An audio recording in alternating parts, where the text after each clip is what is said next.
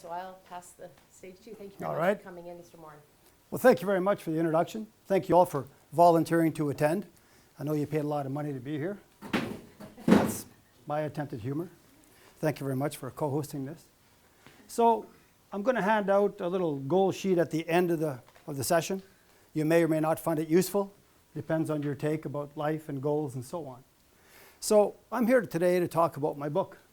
So this should be interesting because it's all about you.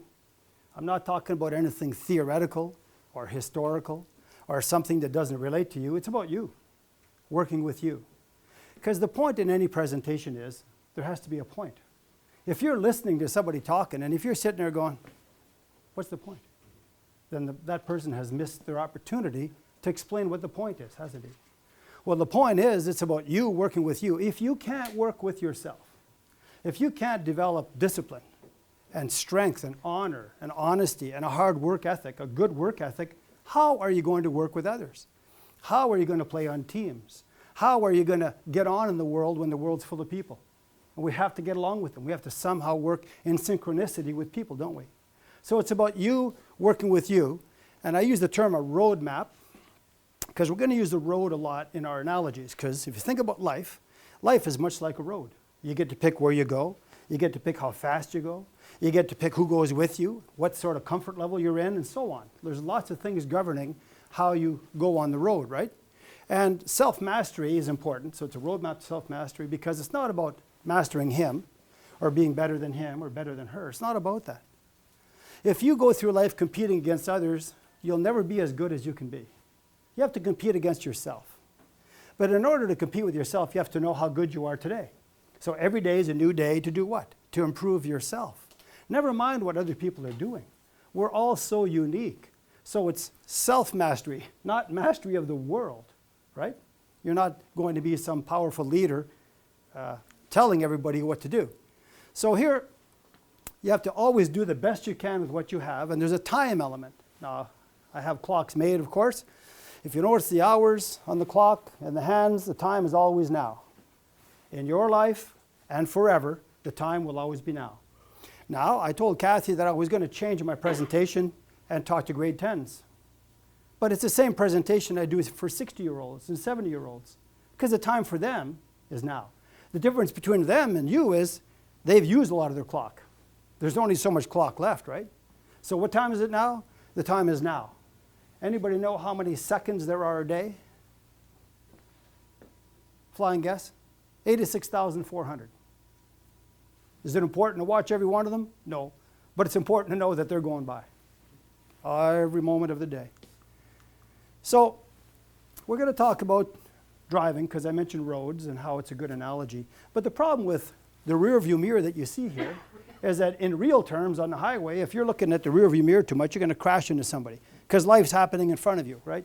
You're making progress that way, not in the rear view mirror. Same thing in life. People will chastise themselves.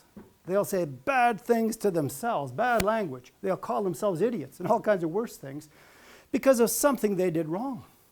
So do you have any regrets? Things you might have done different? People you may have harmed? People maybe you lied to or did something that's not very nice? If you've got any of those concerns, I can't help you. And nobody can because it's part of the past. It's like driving a car.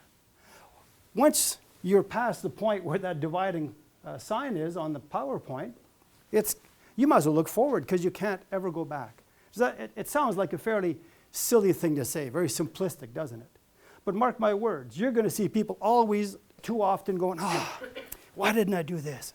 And while they're doing that, they're not looking ahead. And they're not seeing the opportunity because life is in real time, isn't it? It's always coming at you. So we're going to stick with the road analogy. For every mile of road, think about this, for every mile of road, there are 2 miles of ditch. Ditch on both sides. Now, when you're driving your car, the ditch could be fairly perilous. You could be stuck.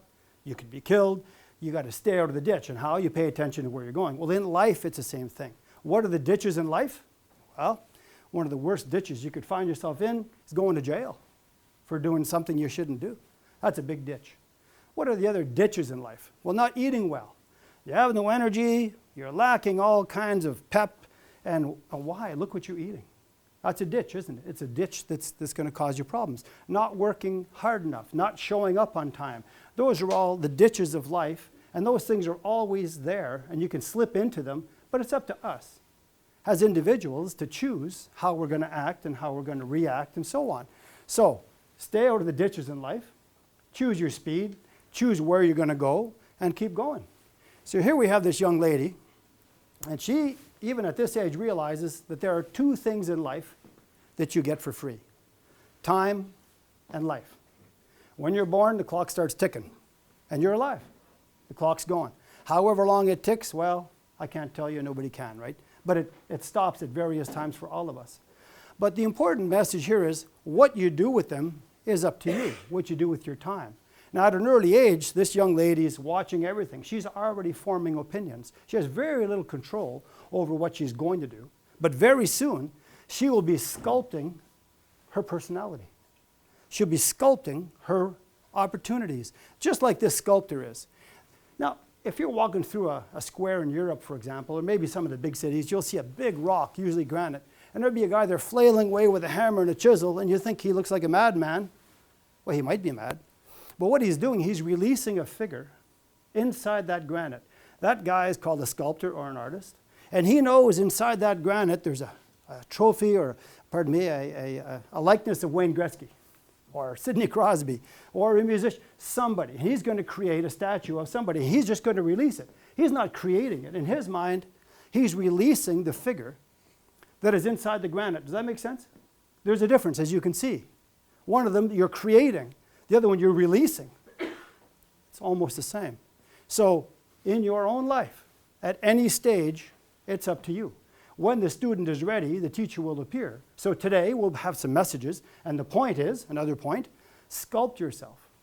If you saw the Tom Brady commercial where he said, rule yourself, remember that one with all the football fields, and he's doing all his exercises, you never saw that one? He says, rule yourself or somebody else will. Rule your mind. That's his message, right? Rule your mind. Never mind distractions. So I got Leonardo up here, not because I love celebrity, because I don't. But if I put a picture up here of Joe Schmo from Schmoville, you wouldn't know him. And I wouldn't have the impact that I want to have. So what I want to point out here is that Leonardo started acting at 5 years old. Now, there's lots of kids who start acting at 5 years old in little plays and little skits all over the place, but they're not Leonardo. What makes him unique is that he pounded his parents and was relentless in his pursuit of an opportunity to get in front of people and act and to speak. And he gained in confidence every time, while others who didn't work as hard, didn't practice as hard, didn't go as hard, fell away. This guy commands a pretty good return, doesn't he? But the important part here is there's only one Leonardo. So you're going to make a movie and you say, I want Leonardo. Oh, sorry, he's busy. Then I want another Leonardo. Well, there's no such thing. There's room in Hollywood, there's room in life, there's room in the world, there's room in Barrie for every one of us in a unique situation, because we are all unique. To compare yourself to Leonardo would be silly, wouldn't it? Compare with yourself. That's a key point. So goals. We're going to talk about goals. I'm going to give you a goal sheet. What's the number one obstacle to you accomplishing your goals? You. You're either going to do it or you're not. You're going to make the time or you're not. You're going to put effort in or you're not. So you're the biggest obstacle. You're also the biggest solution to achieving those things at any time in your life, in any direction. I mean, it's all about details, details, details, and discipline, discipline, discipline. Don't get tired of those words, because they'll always be with you. You have to have details to what you're going to do. If you're making a plan, there better be details. Otherwise, it's a dream, isn't it? So, you guys recognize that logo? New England Patriots. Best coach in the league, Bill Belichick. Well, so I think. But those three words, do your job. When you go to Foxborough Stadium and you're walking in the tunnel towards your change room, he's got three words, do your job. Down the passageway, hallways, do your job. Above the dressing room door, do your job. What's he screaming at his players during a game?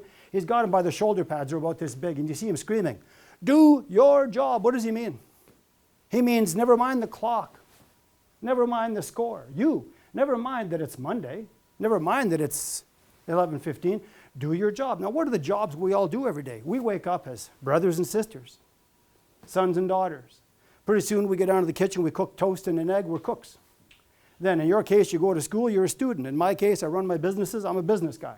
Think of all the jobs. I'm a husband, I'm a father, I'm a grandfather. Think of all those things. If I do all my jobs well, I'll have a good life, won't I? I won't be looking in the rearview mirror and going, man, I really suck at that. Well, if I suck at it, I'm going to improve on it.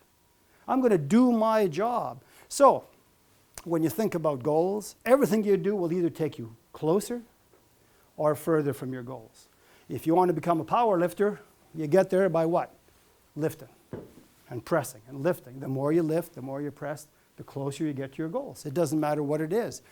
But you have to do your job. You have to understand what your job entails, correct? In all the things that you do in your life. So life is like a grocery store. You'll see people going through life, and when they're born, we showed you that young lady in the earlier slide, the clock starts to tick. Now the store of life is a one-way store. The aisles just go one way. So when you're a kid, of course, well, you can't do much like that little lady. People are going to put in her basket what it is they do, because we all have a basket at birth. You with me so far? So as people go through the grocery store of life, they're taking things off the shelf, and some people get to the checkout, and they're pushing one cart, and they're pulling another one, and they've taken their belt off, tied it to a third one, and they got the belt in their teeth, and they're pulling 3 carts through the checkout. Now, that doesn't have to be remarkable. If somebody wants to lead a minimalist life and only want a few things, that's up to them. My point is, when you have a goal, when you're awake and alert, and you're investing your time, you're doing the things that are good for you, remember, it's about you, working with you, you'll get those things in life that you want. So at the same grocery store of life, the one guy with all the baskets checks out, and let's agree, he's checking out, as in he's out of there, right? Out of life. The other guy is wandering through the aisles, he's got 2 or 3 things in there, but as he's going through the checkout, he keeps looking back, but it's too late because time and the one-way aisles don't permit him to go back. So it's always a choice. Life is about getting to things that you want and not getting to things that you don't want. There's my friend Yoda.